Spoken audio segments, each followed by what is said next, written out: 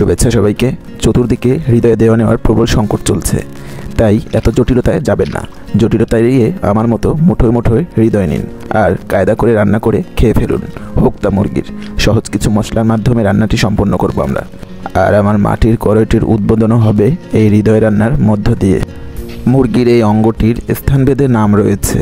আমাদের দক্ষিণ অঞ্চলে এর একটি আজব নাম রয়েছে, তারা বলে থাকেন একে বিসমিল্লা। আপনারা কি নামে একে চেনেন পারলে আমাকে জানাবেন।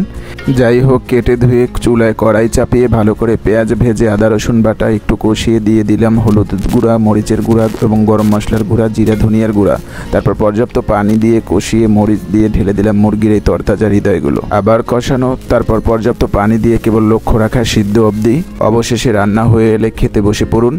আমার বুয়া রান্না করেছে মুরগি, পাট শাক আর ডাল, আমি করলাম এই হৃদয় ভাজা। ব্যাস, এই আমার জম্পেশ দুপুরের খাবার। ভিডিওটি দেখার জন্য ধন্যবাদ সবাইকে।